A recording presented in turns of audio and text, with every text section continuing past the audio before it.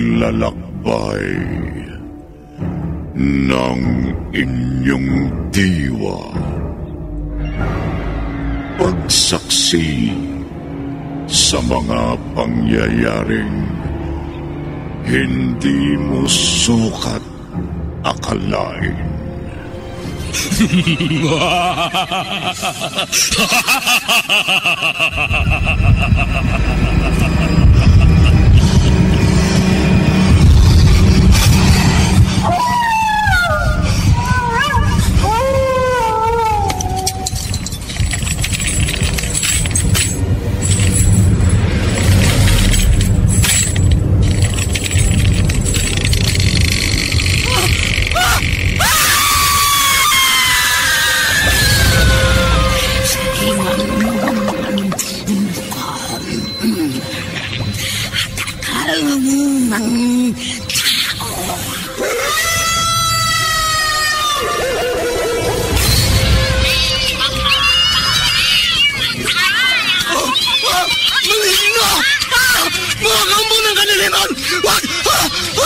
Huwag kayong lalapit sa akin!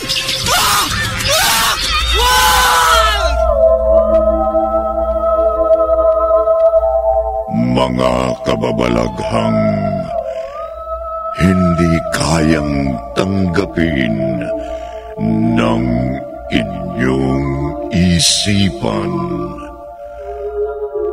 nagaganap tuwing sasapit ang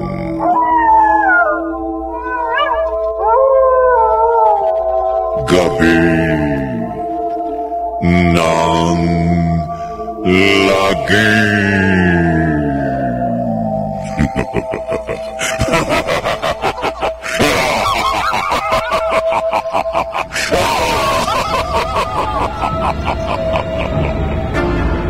Pinagsamang produksyon ng DZRH at Star City.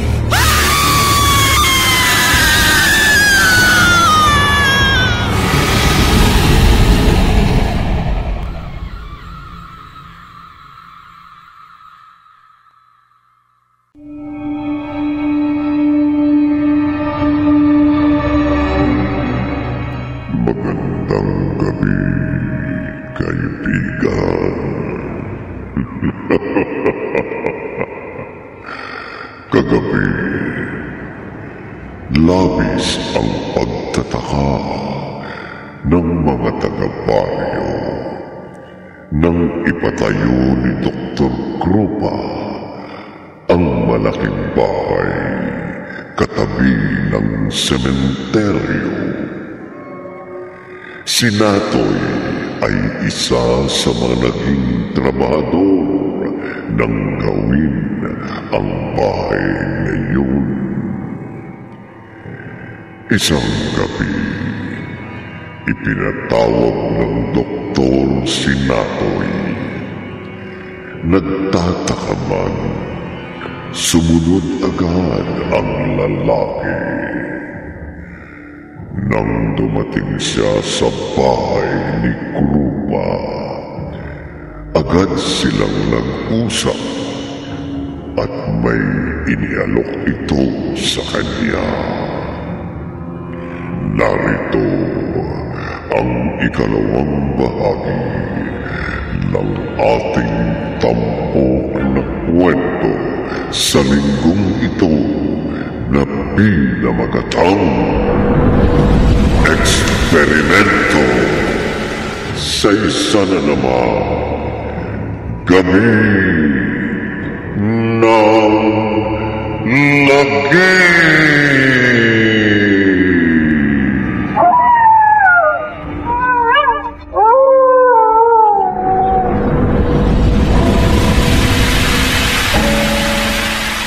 Ay, ano bang sinasabi mo? Papasukin mo ako. Ay, halika, pasok. Isara mo mabuti ang pinto. Dalihan mo. Oo. Baka nasundan nila ako.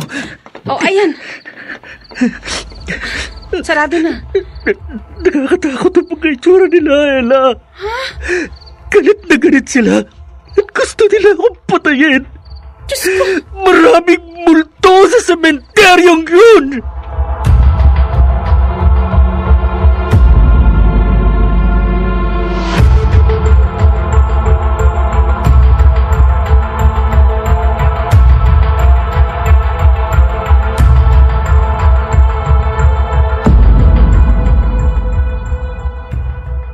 Kalat na sa buong baryo ang nangyari kay Natoy kagabi. Kaya sigurado, simula mamayang gabi, wala na mga ngahas na dumaan pa sa sementeryong yun. Siguro nagbulabog ang mga patay doon. Dahil siya pinatay yung malaking bahay ni Dr. Krupa. Kaya sila galit na galit. May mga multo po pala doon? Oo, anak. Kaya wag na wag kang gagawi sa lugar na yon, ha? Opo. Takot po ako sa multo eh. Kawawa naman tuloy si Natoy. Dahil sa nangyari, halos ayaw nang lumabas ng bahay. Ni ayaw na nga raw makipag-usap kahit kanino eh. Kahit sinaaling ko rin at Ella, nahihirapan sa kanya. Natakot lang ng husto yun. Kaya ganun. Ikaw ba naman ang makakita ng napakaraming multo? Ewan ko lang. Kung ako yun? Naku, sigurado. Nabaliw na ako.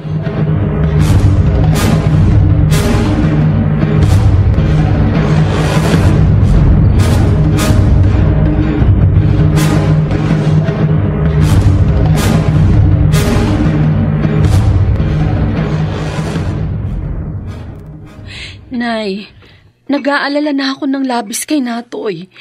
Hindi ko alam kung anong gagawin ko. Ay, hayaan na muna natin siya. Siguro naapektuhan dahil sa labis na takot do sa mga nakita niya. Pero kailangan niya na pangunawa mo. Kaya bilang asawa, tungkulin mo na alalayan siya. Nay, huwag mo siyang pababayaan. Paano kung hindi bumalik sa dati si Natoy? Ano nang mangyayari sa pagsasama naming dalawa?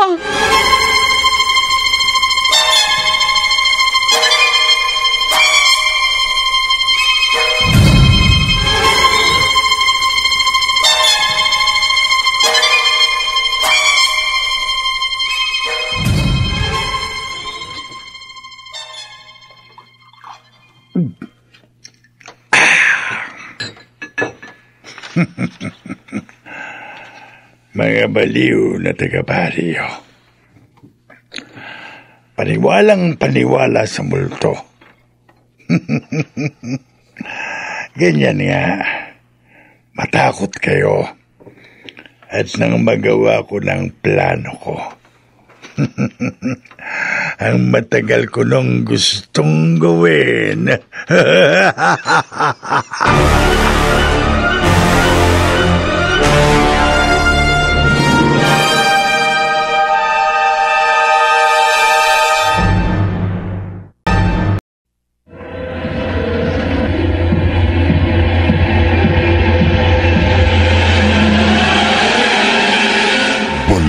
Natin ang kasaysayang tampok sa linggong ito sa isa na namang Gabi ng Lagim.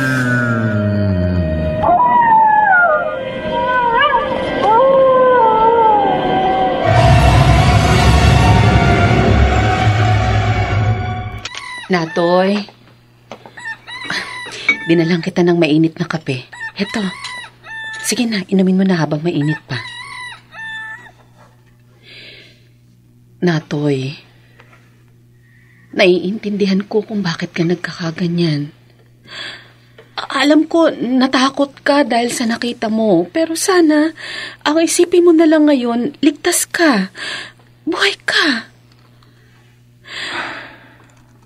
Alam mo, nahihirapan ako sa mga nakikita ko sa'yo. Hindi ko na alam kung anong gagawin ko. Natoy, kausapin mo naman ako. Magsalita ka.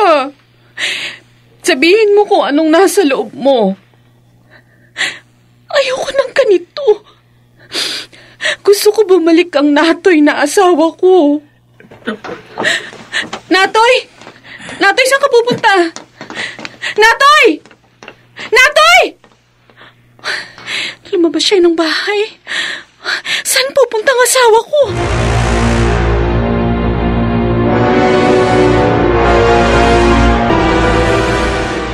Oh, nasaan na si Natoy? Hindi ko inabutan ni Nay. Ha? Halos tumakbo na nga ako sa pagsunod sa kanya pero hindi ko nga siya naabutan. Eh, saan naman pupunta ang lalaking yun? Hindi ko ho alam. Puntahan mo si Cardo, yung asawa ng pinsan mo. Magpatulong ka sa kanila para hanapin ang iyong asawa. Oo. O, bilisan mo na. Oo, Nay. Dahil sa sitwasyon ng asawa mo, baka kung anong maisip noon at tuluyan na siya mapahama.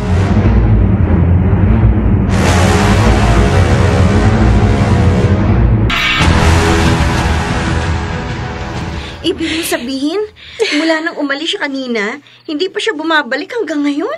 Oo, kaya nga nagpunta na ako dito para magpatulong sa inyong hanapin siya. Akala ko ba ayaw niyang lumabas ng bahay niyo? Dahil nga natatakot siya. Ewan ko.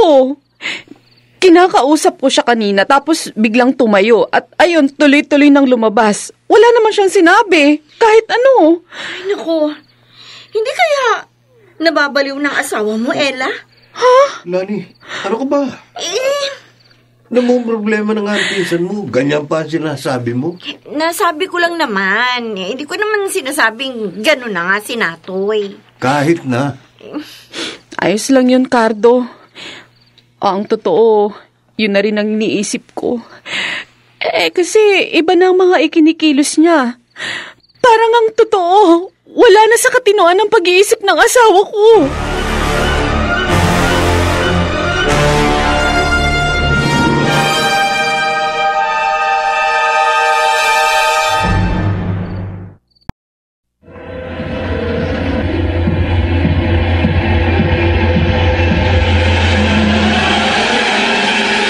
Balikan natin ang kasaysayang tampok sa linggong ito sa isa na namang Gabi ng Lagim.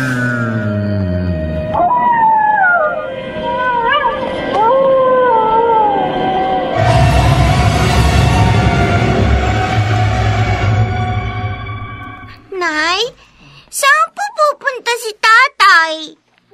Sinamahan ng tsaela mo. Hanapin nila ang tiyonatoy mo. Po? Naku, Nay! Baka makasalubong ni na tatay yung mga multo. Anak, hindi naman sila gagawi sa may sementeryo. Dahil takot din sila sa lugar na yun. Saan kaya nagpunta si tiyonatoy, Nanay? Aba, hindi natin alam. Kaya nga hahanapin siya ng yung tatay at tsaela mo. Naku, baka kinuha na siya ng mga mumu. Baka kainin na siya. Bakit? Kumakain ba ng tao ang mga multo? Opo! Multo na yun, anak. Hindi sila kumakain ng tao. Alam mo ba kung anong ginagawa nila sa mga tao? Ano po? Kinukuha nila. Lalo na yung mga makukulit. Po? Kaya ikaw, anak, huwag kang makulit, ha? Kasi, ko, baka kunin ka ng mga multo. Ay! Ayoko po! O siya, sige na. Matulog ka na. Baka mamaya, pumunta mga mumu dito at kunin ka. O, gusto mo ba yun? Ayoko po! Tutulog na po ako, Nanay. O, sige. Good night.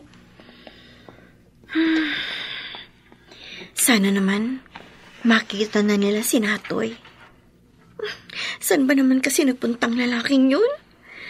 Napakaliit naman ang baryong ito para hindi siya agad mahanap.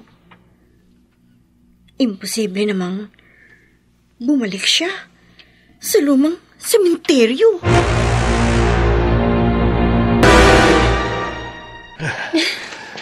Halos nalibot na natin ang buong baryo. Pero hindi pa rin natin makita si Natoy. Sana kaya nagpuntang asawa ko, Cardo. May lugar pa tayong hindi napupuntahan. Saan? Sa sementeryo. Ha? Pero imposible namang nagpunta siya dun. Kinatatakutan niya ang lugar na yun eh. Kaya siguradong hindi siya babalik dun. Saan pa natin siya hahanapin? Mag-iikot pa rin tayo. Sa Kakahuyan. Baka dun siya nagpunta. O sige, tayo na. Kailangan makita agad natin si Natoy.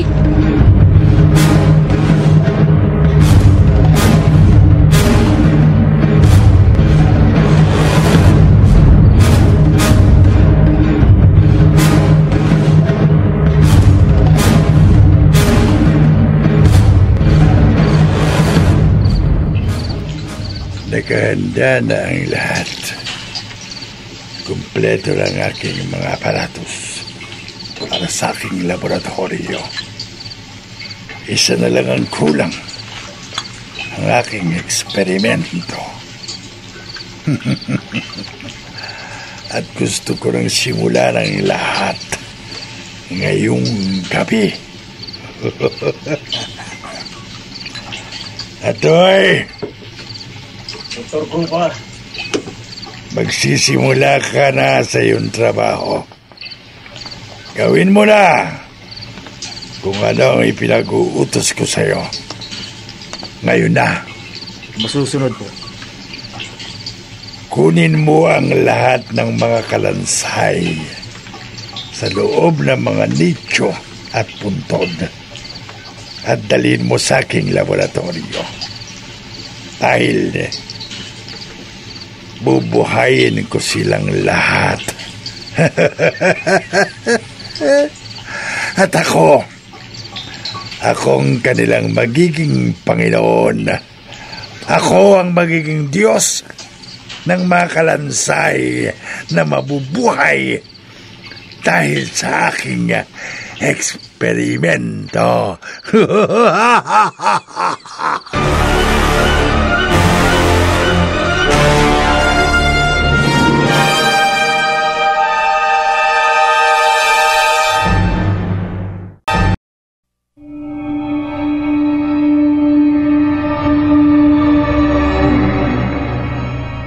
Mabuhay na kaya ni Dr.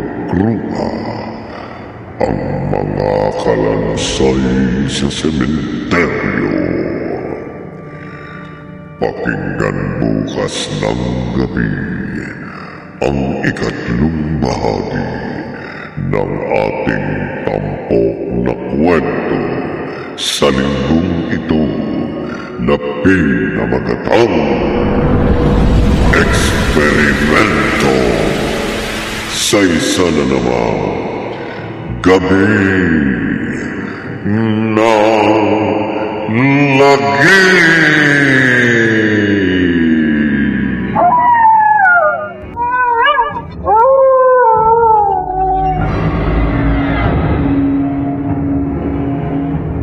Mga nagsiganap